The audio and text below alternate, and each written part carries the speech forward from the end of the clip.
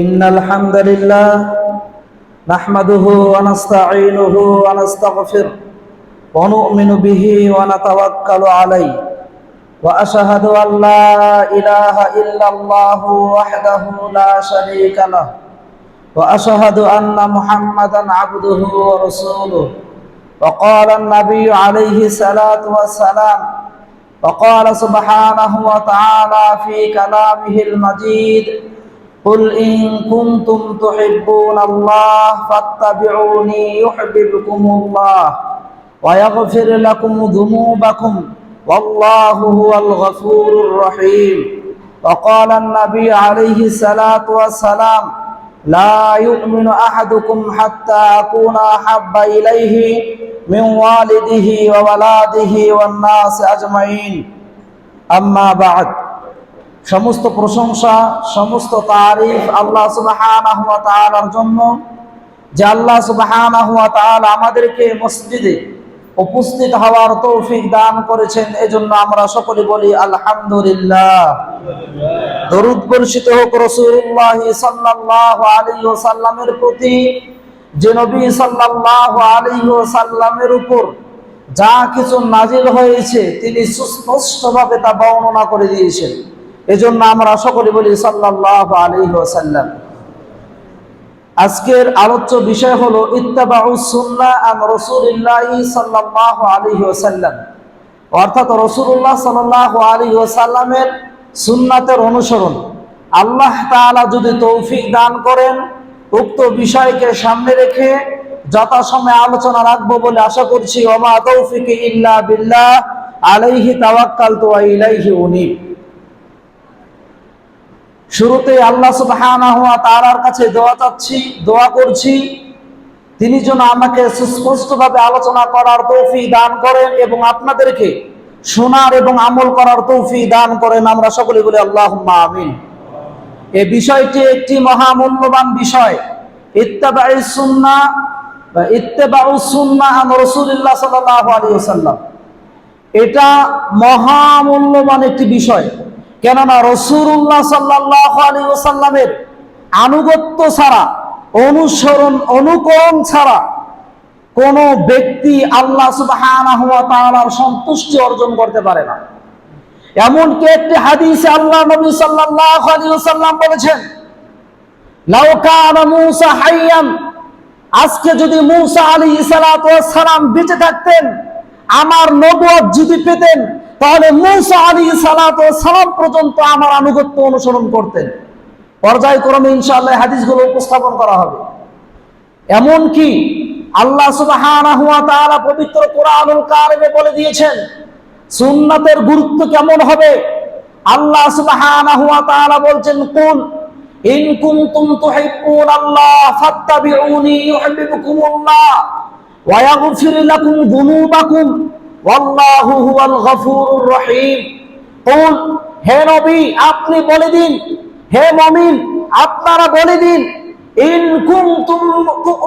কুনতুম তোমরা যদি তুহিব্বুনাল্লাহ, আল্লাহ সুবহানাহু ওয়া তাআলাকে যদি তোমরা ভালোবাসতে চাও, ইন কুনতুম তুহিব্বুনাল্লাহ, তোমরা যদি আল্লাহ সুবহানাহু ওয়া তাআলাকে ভালোবাসতে চাও, তাহলে তোমরা আমার অনুসরণ করো।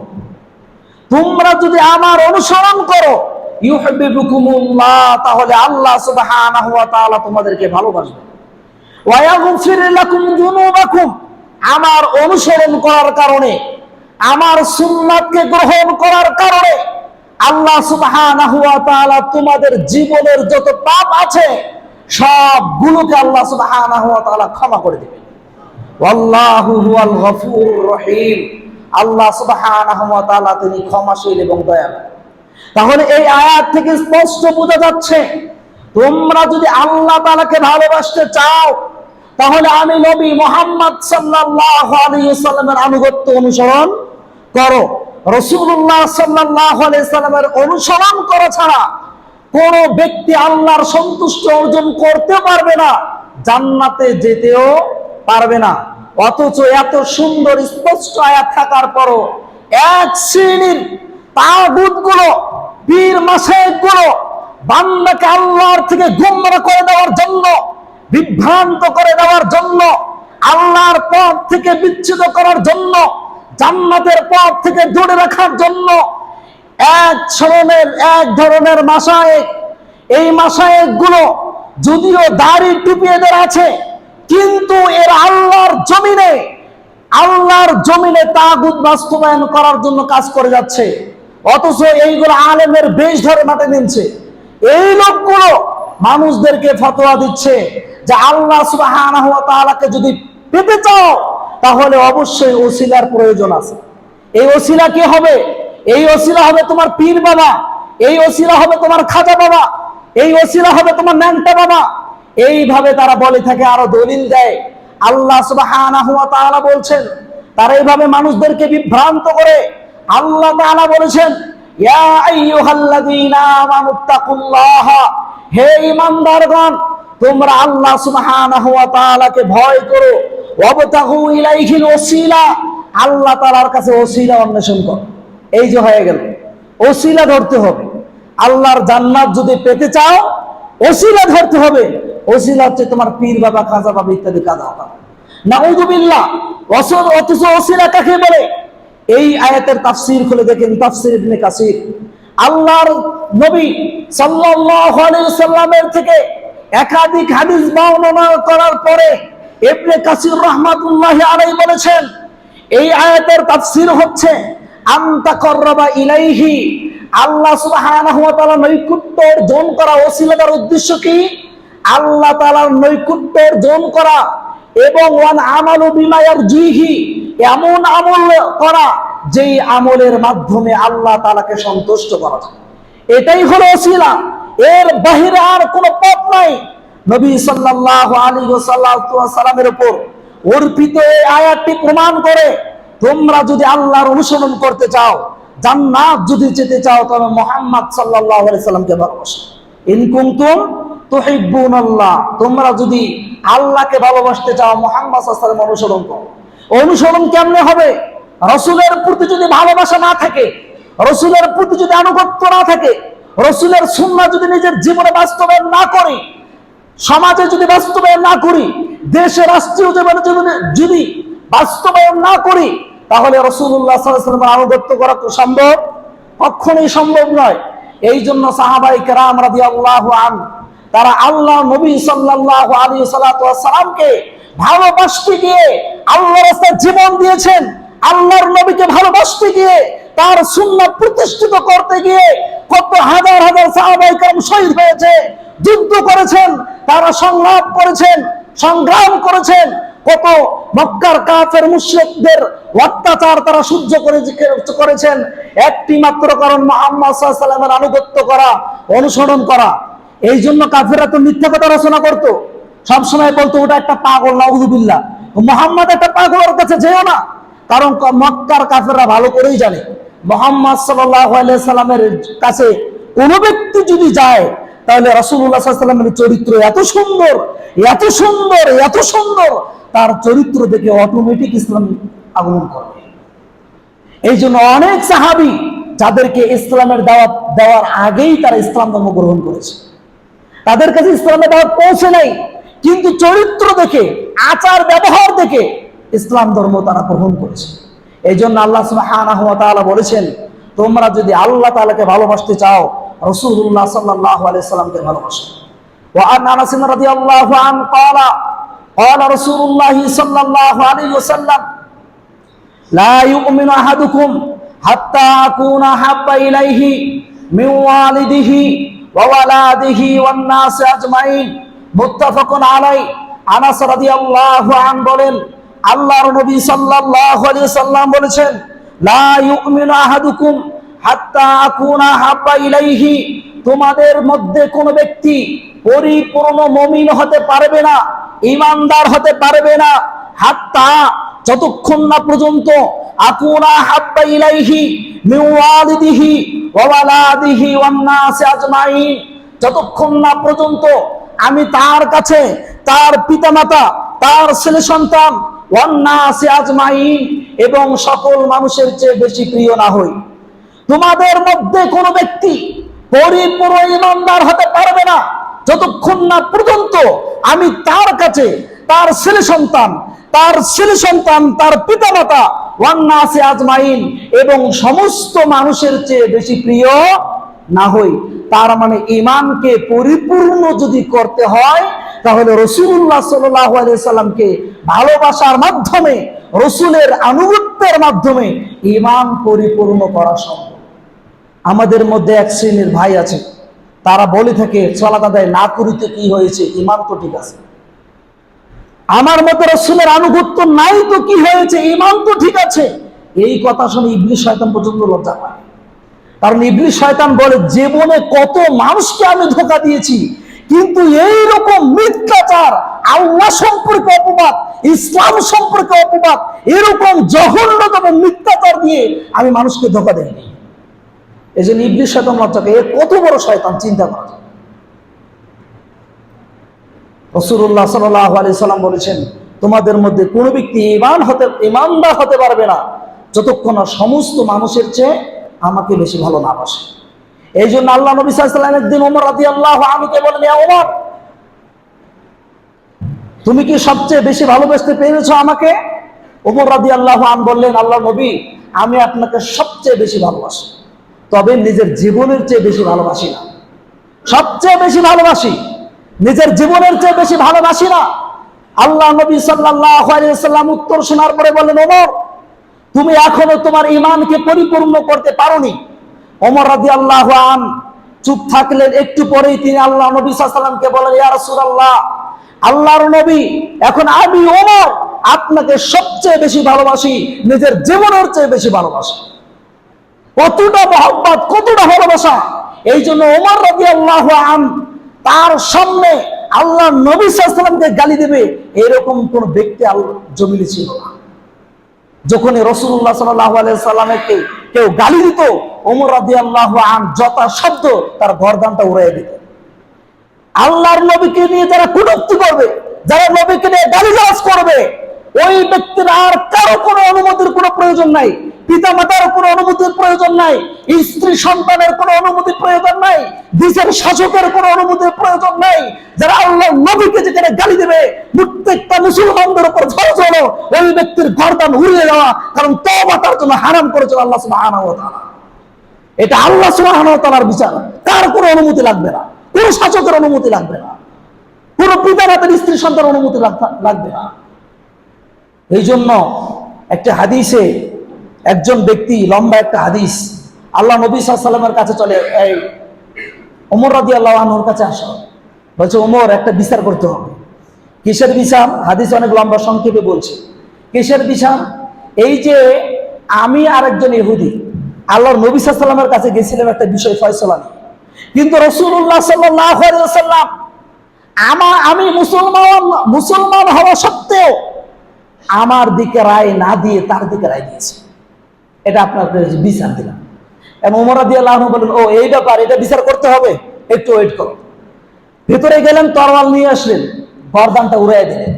অসংখ্য সাহাবী এটা নিয়ে প্রতি মতবাদ করছিল, ওই সময় কথা বলছিল এটা নিয়ে যে ওমর রাদিয়াল্লাহু আনহু ইনি হত্যাযোগ্য অপরাধ করেছেন। কেননা এমন একজন ব্যক্তি অভিযোগ করলো, এই কারণে তাকে হত্যা করলো। ওমর রাদিয়াল্লাহু আনহু চাইলেই তো তাকে বুঝাতে পারতেন। অনেক সাহাবী মন্তব্য করলো যে হত্যাযোগ্য অপরাধ করেছে। আল্লাহ নবী সাল্লাল্লাহু আলাইহি ওয়াসাল্লাম কিছু বলছেন না, আল্লাহ তাআলার পক্ষ থেকে আয়াত নাজিলের অপেক্ষায় আছেন, ওহীর বাণী অপেক্ষায় আছেন। বাস কিছুক্ষণ পরে আল্লাহ সুবহানাহু ওয়া তাআলা আয়াত নাজিল করে দিলেন। শুনে রাখো, আল্লাহ সুবহানাহু ওয়া তাআলা নাজিল করেছেন, যারা আল্লাহ সুবহানাহু ওয়া তাআলার বিধান মানবে না, আল্লাহর বিচারকে যারা প্রত্যাখ্যান করবে, যারা মানবে না, ফাউলাইকা হুমুল কাফিরুন, জিনেরা কোন ব্যক্তি হলো কাফের। ওমর রাদিয়াল্লাহু আনহুর পক্ষে আল্লাহ সুবহানাহু ওয়া তাআলা ফতোয়া দিলেন, ওমর রাদিয়াল্লাহু আনহু ঠিক কাজ করেছেন। এটা হলো ওমর রাদিয়াল্লাহু আনহুর ভালোবাসা। আমরা নবী সাল্লাল্লাহু আলাইহি ওয়াসাল্লামকে ভালোবাসি মিষ্টি খাওয়ার জন্য, আমরা রাসূল সাল্লাল্লাহু আলাইহি ওয়াসাল্লামকে ভালোবাসি মিষ্টি খাওয়ার জন্য। আজকে কিভাবে মিষ্টি খাওয়ার জন্য এই ফকিরগুলো, এই লোকগুলো কিভাবে মুসলিমদের মধ্যে বিভ্রান্ত সৃষ্টি করে দিচ্ছে। রাসূলুল্লাহ সাল্লাল্লাহু আলাইহি ওয়াসাল্লাম দমদাম মোবারক শহীদ হয়ে গেল, এখন হালুয়া রুটি খাইতে হবে, অমুক খাইতে হবে, চমক খাইতে হবে। আরে বেটা, আল্লাহর নবী সাল্লাল্লাহু আলাইহি ওয়াসাল্লাম দন্ডার মুবারক কি জন্য শহীদ করেছেন? ইতিহাস খুলে দেখো, হাদিস পড়ে দেখো, কোরআন পড়ে দেখো। আল্লাহর জমিনে আল্লাহর আইন বাস্তবায়ন করার জন্য মুহাম্মদ সাল্লাল্লাহু আলাইহি ওয়াসাল্লাম দন্ডার মুবারক শহীদ হয়ে গেছে। এটাও একটা সুন্নাহ যা ফরজের ইসলাভিষিক্ত। কিন্তু এই সুন্নাহকে বাদ দিয়ে মিষ্টি খাওয়া সুন্নাহরা পালন করে, এরা কোন ধরনের মুসলমান? কোন সাহাবায়ে কেরাম কি এই ধরনের সুন্নাহ পালন করেছেন? কোন সাহাবায়ে কেরাম, কোন সালাফি আলেম, কোন উলামায়ে কেরাম? কেউ না। তাহলে এই লোকগুলো কোথায় পাইল মিষ্টি খাওয়ার সুন্নাহ? প্রিয় মুসলিম, এই জন্য আল্লাহ নবী সাল্লাল্লাহু আলাইহি ওয়াসাল্লামের সুন্নাতের অনুসরণ এটা একটি গুরুত্বপূর্ণ বিষয়। যুগে যুগে এরকম কিছু লোকের আবির্ভাব ঘটেছে যারা আল্লাহ নবী সাল্লাল্লাহু আলাইহি ওয়াসাল্লামকে সুন্নাতকে, রাসূলের সুন্নাতকে প্রত্যাখ্যান বর্জন করে দুনিয়াতে বিদআত চালু করে দিয়েছে। রাসূলুল্লাহ সাল্লাল্লাহু আলাইহি ওয়াসাল্লাম এই জন্য বলেছেন, শুনে রাখো, যখন কোন সম্প্রদায় আমি নবী মুহাম্মদ সাল্লাল্লাহু আলাইহি ওয়াসাল্লামের সুন্নাতকে বর্জন করে বিদআত চালু করবে, আল্লাহ সুবহানাহু ওয়া তাআলা ওই সম্প্রদায়ের মধ্যে ওইটুকু সুন্নাত উঠিয়ে নেন। যেই পরিমাণ বিদআত চালু করবে ওই পরিমাণ সুন্নাহ আল্লাহ সুবহানাহু ওয়া তাআলা উঠিয়ে নেবে। এরপরে কিয়ামত পর্যন্ত ওই সুন্নাহকে আল্লাহ সুবহানাহু ওয়া তাআলা তাদের মধ্যে দিবেন না, কিয়ামত পর্যন্ত উঠিয়ে নেবেন একবারে। হাদিস দারিবির হাদিস, এই হাদিস সহিহ। এরপর আরো একটা হাদিস বর্ণিত হয়েছে, আল্লাহ নবী সাল্লাল্লাহু আলাইহি ওয়াসাল্লাম বলেছেন, ওয়া নাবি হুরায়রা রাদিয়াল্লাহু আনহু ক্বালা ক্বালা রাসূলুল্লাহ সাল্লাল্লাহু আলাইহি ওয়াসাল্লাম কুল্লু উম্মতি ইয়াদখুলুনাল জান্নাহ ইল্লা মান আবা ক্বিলা ওয়া মান আবা ক্বালা মান আতানি দাখালাল জান্নাহ ওয়া মান আসানি ফাকাদ আবা রাহুল বুখারী। আবু হুরায়রা রাদিয়াল্লাহু আনহু বলেন, আল্লাহর নবী সাল্লাল্লাহু আলাইহি ওয়াসাল্লাম বলেছেন, কুল্লু উম্মতি ইয়াদখুলুনাল জান্নাহ, জেনে রাখো আমার প্রত্যেকটা উম্মত তারা জান্নাতে চলে যাবে, ইল্লা মান আবা, তবে যারা আবা এরা ব্যতীত। এই আবারা জান্নাতে যাবে না, প্রত্যেক উম্মতে জান্নাতে যাবে, তবে যারা আবা এরা ব্যতীত। সাহাবায়ে কেরাম আবা শব্দ বুঝলেন না, আবা আবার কি? কিলা ওয়া মান আবা, রাসূলুল্লাহ সাল্লাল্লাহু আলাইহি ওয়াসাল্লামকে জিজ্ঞাসা করো, হে আল্লাহর নবী, আবা আবার কারা? ক্বালা মান আতানি দাখালাল জান্নাহ, রাসূলুল্লাহ সাল্লাল্লাহু আলাইহি ওয়াসাল্লাম বললেন, যারা আমার আনুগত্য করেছে, আমার অনুসরণ করবে, এরা কোথায় চলে যাবে? দাখালাল জান্নাহ, জান্নাতে চলে যাবে।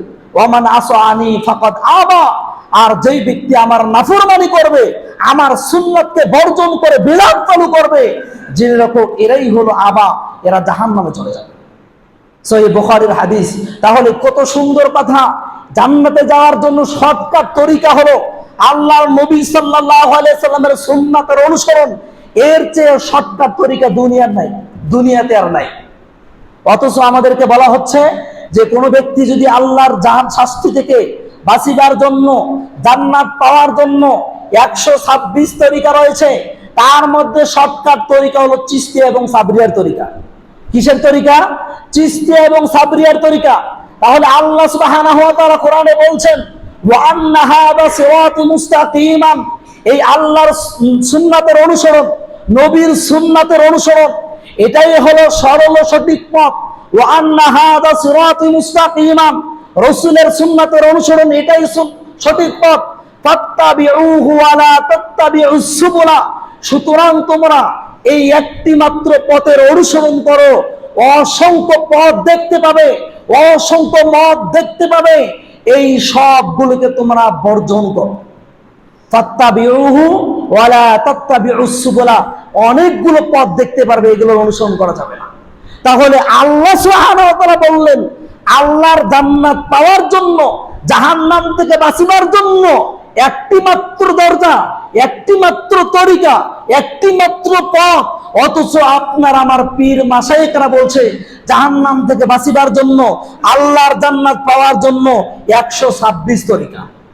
নাউযুবিল্লাহ। তাহলে মানবো এবার কোনটা? এরপরে দেখেন, ওয়ান আদি বিন হাতেম রাদিয়াল্লাহু আনহু, আদি বিন হাতেম রাদিয়াল্লাহু আনহু বললেন, একদিন আল্লাহর নবী সাল্লাল্লাহু আলাইহি ওয়াসাল্লাম একটি আয়াত পড়ছিলেন, ইত্তাকুযু আহবারাহুম ওয়া রুহবানাহুম আরবাবাম মিন দুনিল্লাহ, ইত্তাকুযু আহবারাহুম ওয়া রুহবানাহুম আরবাবাম মিন দুনিল্লাহ। তারা তো আল্লাহ সুবহানাহু ওয়া তাআলার পরিবর্তে তাদের পীর মাশায়েখদেরকে, তাদের আলেমদেরকে, তাদের শাসকদেরকে আল্লাহ সুবহানাহু ওয়া তাআলা পরিবর্তে গ্রহণ করে নিয়েছে। এই আয়াত পড়ে তারা তো তাদের পীর মাশায়েখদেরকে রব হিসেবে মেনে নিয়েছে আল্লাহর পরিবর্তে। তখন আদি বিন হাতেম বললেন, ইয়া রাসূলুল্লাহ, আমরা তো এটা করিনি। ইল্লা নাসনা নাবুদুহুম, আমরা তো আমাদের এই পীর মাশায়েখদেরকে, আমাদের নেতাদেরকে, আমাদের এই যে পীরদেরকে, বুজুর্গ ব্যক্তিদেরকে আমরা তো রব হিসেবে মেনে নেইনি। ফাকাল নবী আলাইহিস সালাতু ওয়াস সালাম, তখন রাসূলুল্লাহ সাল্লাল্লাহু আলাইহি ওয়াসাল্লাম বললেন, শুনে দেখো, আলাইসু, এটা কি নয়, এমন কি নয়, মা হারামাল্লাহু, আল্লাহ সুবহানাহু ওয়া তাআলা যেই বিষয়কে নাজিল করেছেন, তোমাদের যখন পীর মাশায়েখরা ওই বিষয়কে যখন হালাল করে দেয় তখন তোমরা মানো কিনা? তা তো মানি। এরপরে আল্লাহ সুবহানাহু ওয়া তাআলা যা হালাল করেছেন, তোমাদের পীর মাশায়েখরা সেটাকে হালাল করে দিল, হারাম করে দিল, তোমরা এটাকে মানো কিনা? এটা মানি। ফাতিলকা ইবাদাতুহুম, যেহেতু তোমরা পীর মাশায়েখ একটা বিষয়কে হারাম করে দিলে তোমরা ওইটাকে হারাম হিসাবে মেনে নাও। আর একটা জিনিসকে হালাল করে দিলে তোমরা ওই জিনিসটাকে হালাল হিসাবে মেনে নাও। যেহেতু তোমাদের পীর মাশায়েখদের পূজা করো, এটাই হলো ইবাদত, এটাই হলো ইবাদত। আল্লাহ সুবহানাহু ওয়া তাআলা মদকে হারাম করে দিয়েছেন।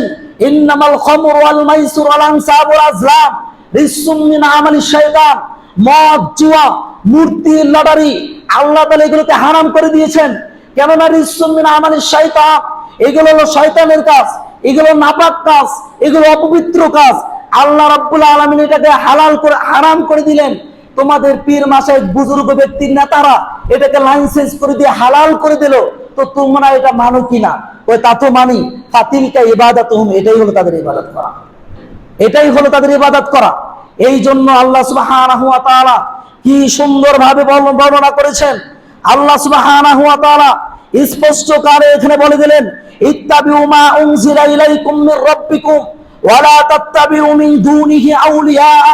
শুনে রাখো, ইত্তাবিউ মা উনজিলা ইলাইকুম মির রাব্বিকুম, কেবলমাত্র তোমরা ওই জিনিসের অনুসরণ করবে, ওই জিনিসের অনুসরণ করবে মা উনজিলা ইলাইকুম মির রাব্বিকুম, যা আল্লাহ সুবহানাহু ওয়া তোমাদের রবের পক্ষ থেকে যা তোমাদের উপর নাজিল করা হয়েছে।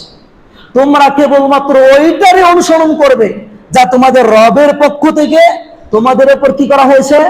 নাজিল করা হয়েছে। ওয়ালা তাত্তাবিউ, এর বাহিরে যা কিছু আছে কোনো কিছু অনুসরণ করা চলবে না। এর বাহিরে যা কিছু আছে সবগুলোকে প্রত্যাখ্যান করো। ওয়ালা তাত্তাবিউ মিন দুনিহি আউলিয়া, এটা ছাড়া, আল্লাহ তাআলাকে ছাড়া তোমাদের আউলিয়াদেরকে, তোমাদের পীর মাশায়েখদেরকে, তোমাদের অভিভাবকদের অনুসরণ করো না। অবশ্যই এই অভিভাবকগুলো তোমাদেরকে আল্লাহর পথ থেকে গুমরাহ করে দেবে, তোমরা এগুলো অনুসরণ করবে না। আল্লাহ সুবহানাহু ওয়া তাআলা কঠোরভাবে এখানে নিষেধ করলেন। যাই হোক, ওই যে হাদিস, আল্লাহ নবী সাল্লাল্লাহু আলাইহি সাল্লাম একদিন হত্যা খতুতান, আল্লাহ নবী সাল্লাল্লাহু আলাইহি সাল্লাম একদিন আমাদেরকে নিয়ে একটা দাগ দিলেন। এরপরে দাগ দেওয়ার পরে বললেন, ওয়া আন্না হাযা সিরাতি মুস্তাকিমান, এই যে একটা মাত্র রাস্তা দেখতে পাচ্ছ, জেনে রাখো এটা হলো সিরাতে মুস্তাকিমের পথ, এটা হলো সিরাতুল মুস্তাকিমের পথ, এটা আল্লাহর পথ, এটা রাসূলের পথ, এটা হলো জান্নাতের পথ, এটা হচ্ছে নাজাতের পথ, শুনে রাখো।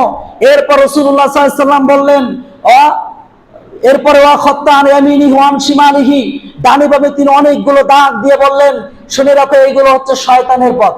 এগুলো কিসের পথ? এইগুলো হচ্ছে শয়তানের পথ। প্রত্যেকটি পথের মাথায় মাথায় এক একজন করে শয়তান বসে আছে, আর এই শয়তানগুলো আল্লাহর কথা বলে তোমাদেরকে জাহান্নামে নিয়ে যাবে। এই শয়তানগুলো রাসূলের কথা বলে তোমাকে জাহান্নামে নিয়ে যাবে। এই শয়তানগুলো ইসলামের দোহাই দিয়ে তোমাদেরকে জাহান্নামে নিয়ে যাবে। তাহলে এরা কোন ধরনের শয়তান? যারা আল্লাহর কথা বলে মানুষকে জাহান্নামে নিয়ে যায়। ওই যে ইল্লাল্লাহর জিকির বোঝেন না? আল্লাহ তাআলা, আল্লাহ রাব্বুল আলামিন নাজিল করে লা ইলাহা ইল্লাল্লাহ, এই লা ইলাহা ইল্লাল্লাহর মাধ্যমে হক এবং বাতিলকে আল্লাহ সুবহানাহু ওয়া তাআলা হক এবং বাতিলের মাধ্যমে পার্থক্য করে দিলেন। কিন্তু এই লা ইলাহা ইল্লাল্লাহ এটার মধ্যে আবার আপনার পিছে ভাগ করে দিল, লা ইলাহা বাদ, এরপর হলো কি ইল্লাল্লাহর জিকির। আমি এখন বলতে চাই, আল্লাহ সুবহানাহু ওয়া তাআলা বললেন, ফালামান্নাহু লা ইলাহা ইল্লাল্লাহ, তোমরা জ্ঞান অর্জন করো, জেনে রাখো আল্লাহ ছাড়া আর কোন ইলাহ নাই। তো আল্লাহ সুবহানাহু ওয়া তাআলা কি কখনো বলছেন যে ইল্লাল্লাহ ইল্লাল্লাহ, এই ইল্লাল্লাহর জিকির করো, ইল্লাল্লাহর জ্ঞান অর্জন করো? কেননা এই কথা তিনি বলেন নাই। কারণ কি? কারণ মক্কার আবু জাহেল, আবু লাহাবরা বিশ্বাস করে, তারা আল্লাহ বিশ্বাসী ছিল, ফিরাউন আল্লাহ বিশ্বাসী ছিল। অসংখ্য কোরআনের আয়াত আছে, যখন ফিরাউনকে ওই যে দরিয়ায় যখন ডুবে মারা হলো, তখন বললো যে আমি মুসা তোমার রবের প্রতি ঈমান আনলাম। এমনকি ইবলিস শয়তান পর্যন্ত আল্লাহকে বিশ্বাস করে। ইবলিস শয়তান মানুষকে ধোঁকা দেওয়ার পরে যখন তারা ওই কাজটা করে ফেলে, তখন বলে তুমি জাহান্নামে চলে যাও। ইন্নী আখাফুল্লাহ, আমি ইবলিস কাকে ভয় করি? আল্লাহকে ভয় করি। চিন্তা করেন, তাহলে ইবলিস শয়তান পর্যন্ত আল্লাহ বিশ্বাসী ছিল। মক্কার কাফের মুশরিকরা আল্লাহ বিশ্বাসী ছিল।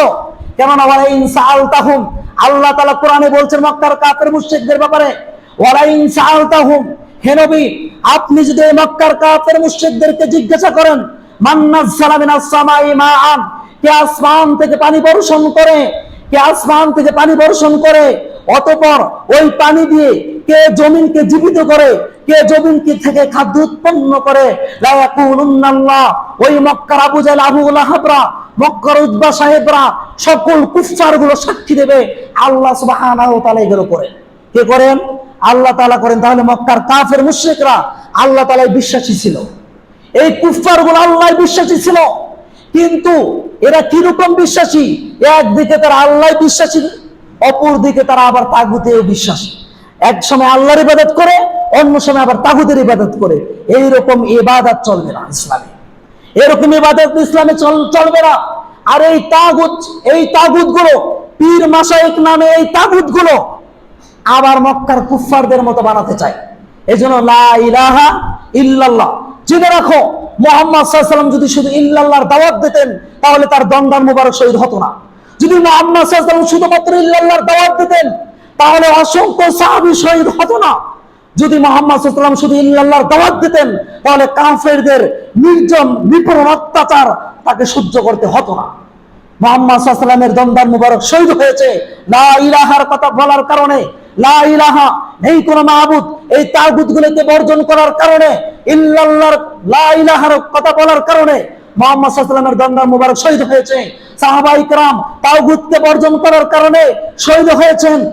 সাহাবায়ে কেরাম সহ মুহাম্মদ সাল্লাল্লাহু আলাইহি ওয়াসাল্লাম ওনারা এই লা ইলাহা তাগুতকে বর্জন করার কারণে কাফের মুশরিকদের নির্মম অত্যাচার তারা সহ্য করেছে।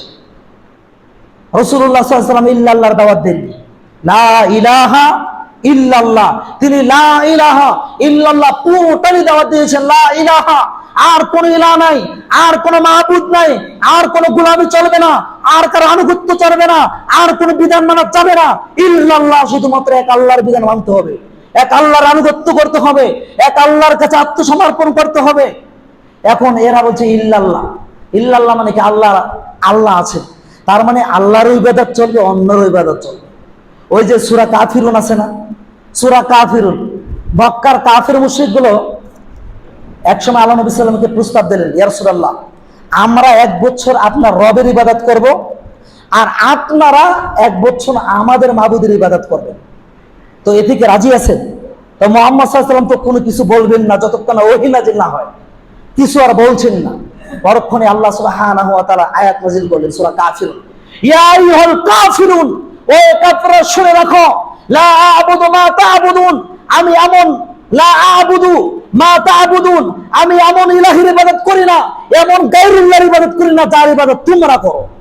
আর আমি যার ইবাদত করি, যে এক আল্লাহর ইবাদত করি, যে এক আল্লাহর কাছে আত্মসমর্পণ করেছি, এক আল্লাহর আনুগত্য করি, তোমরাও সেই এক আল্লাহর আনুগত্য করো না, এক আল্লাহর বিধান মানো না।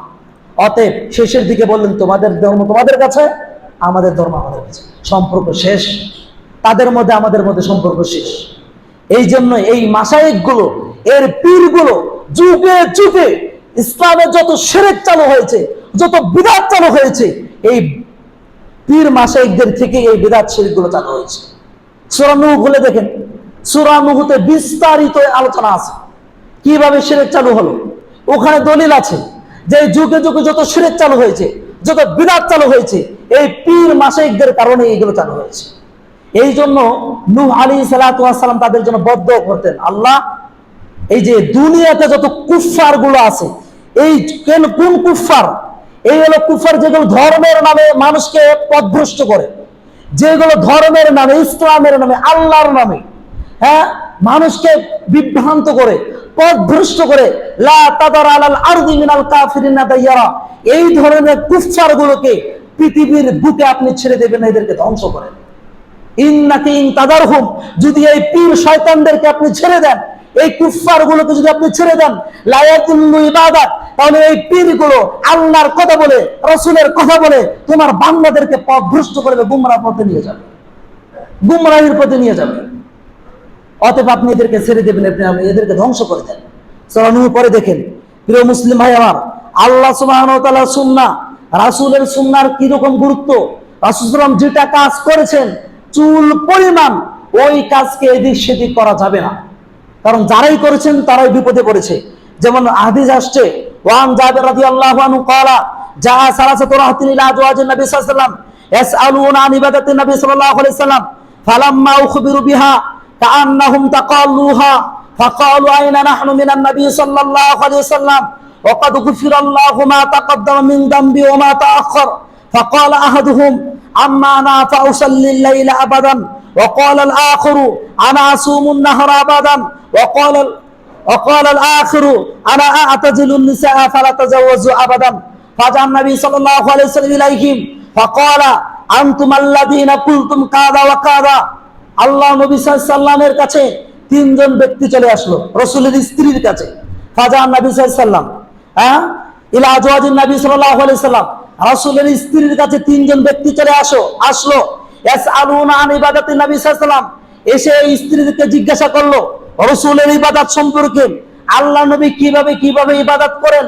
আর যখন আয়েশা রাদিয়াল্লাহু আনহাকে এরকম জিজ্ঞাসা করা হলো, ফালাম্মা উখবিরু বিহা, এরপর আয়েশা রাদিয়াল্লাহু আন যখন তাদেরকে জানিয়ে দিলেন আল্লাহর নবীর আচরণ, আল্লাহর নবীর চরিত্র, আল্লাহর নবীর ব্যবহার, আল্লাহর নবীর আমল, আল্লাহর নবীর ইবাদত পুরো হলো কোরআন।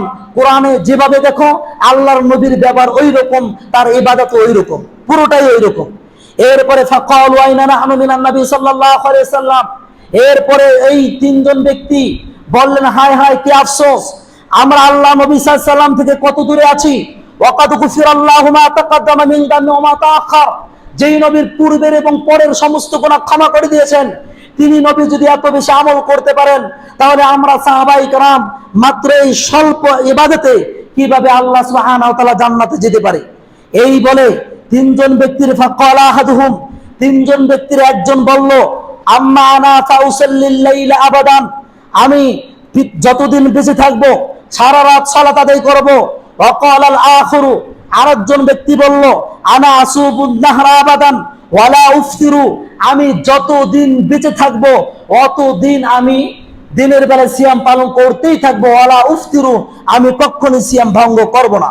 ওয়া ক্বালা আল-আখিরু, তিনজনের তৃতীয় জন ব্যক্তি বলল, আনা আ'তাজিলুন নিসা ফালা তাজাওয়াজু আবাদান, শুনে রাখো, তুমি তো বললে যে তুমি সারা রাত সালাত আদায় করতেই থাকবে যতদিন বাঁচবে। আরেকজন, তুমি তো বললে যে তুমি যতদিন বেঁচে থাকবে দিনের মধ্যে তুমি সিয়াম পালন করবে, কিন্তু শুনে রাখো, আনা আ'তাজিলুন নিসা, আমি যতদিন বাঁচবো কখনো আমি বিয়ে শাদী করব না। ফালা তাজাওয়াজু আবাদান, আমি বিয়ে শাদী করব না, মহিলার নিকটও যাব না, বিয়ে শাদী করব না। কেন? ওর ধারণা যে বিয়ে শাদী করলে সংসারের ঝামেলা আসবে, আল্লাহর ইবাদত আমি ওইভাবে করতে পারবো না।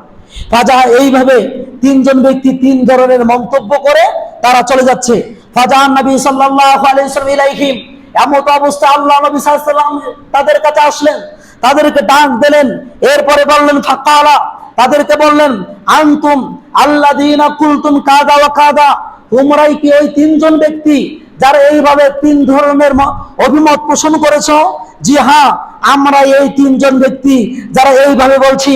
আল্লাহ নবী সাল্লাল্লাহু আলাইহি ওয়াসাল্লাম বললেন, আমা আল্লাহি ইন্নী লা আখশাকুম লিল্লাহি ওয়া আতকাকুম, শুনে রাখো, আল্লাহর কসম করে বলছি, আমি তোমাদের চেয়ে বেশি আল্লাহকে ভয় করি, আমি তোমার চেয়ে বেশি আল্লাহকে ভয় করি, আমি তোমাদের চেয়ে বেশি অধিক তাকওয়াবান।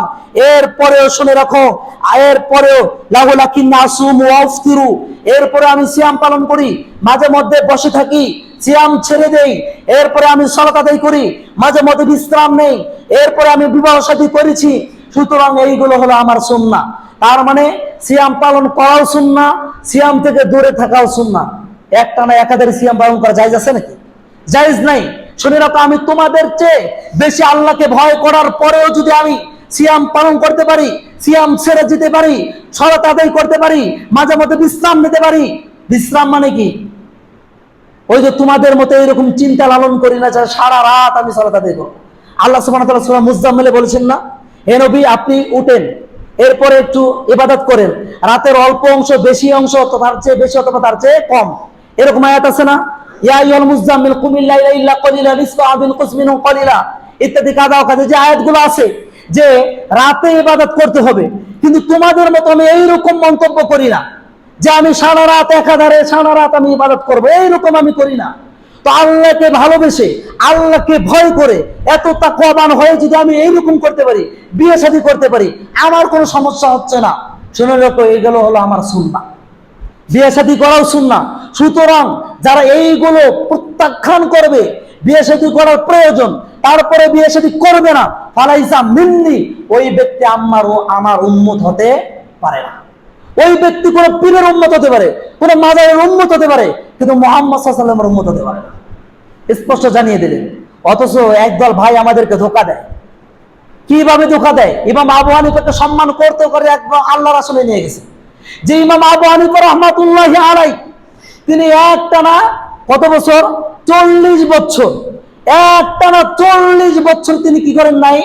রাতের বেলায় তিনি ঘুমান নাই। একটানা 40 বছর একজুতি তিনি কি করেছেন? সালাত আদায় করেছেন। এই যে একটানা 40 বছর একাধারে সালাত আদায় করেছেন, অথচ আল্লাহ নবী সাল্লাল্লাহু আলাইহি ওয়াসাল্লাম এইরকম ইবাদত করলেন না, বরং উল্টা রাসূলুল্লাহ সাল্লাল্লাহু আলাইহি ওয়াসাল্লাম বললেন যারা এইরকম ইবাদত করবে তারা আমার উম্মত নয়। তাহলে আল্লাহ নবী সাল্লাল্লাহু আলাইহি ওয়াসাল্লামের এই কথা শুনে আবু হানিফা রাহমাতুল্লাহি আলাইহি এরকম কাজ কখনোই করতে পারেন না।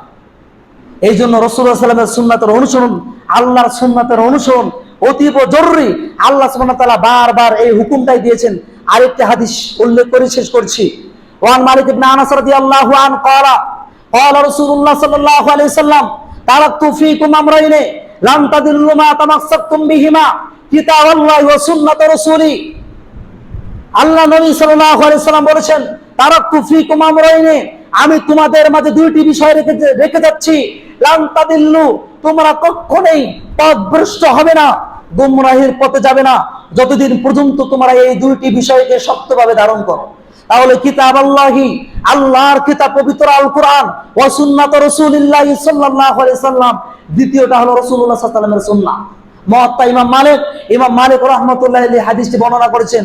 ইমাম বুখারী এবং মুসলিমের পরে যার স্থান, এই হাদিসটি বর্ণনা করেছেন। আল্লাহ সুবহানাহু ওয়া তাআলা আমাদেরকে কোরআন এবং হাদিসের প্রতি আমল করার তৌফিক দান করুন। আমরা সকলে বলি আল্লাহুম্মা আমিন।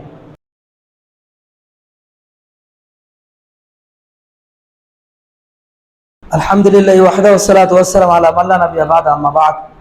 এতক্ষণ যাবত কোরআন এবং সহিহ হাদিসকে সামনে রেখে যে আলোচনা করা হলো, আল্লাহ সুবহানাহু ওয়া তাআলা আমাদেরকে উক্ত বিষয়ের উপর আমল করার তৌফিক দান করুন।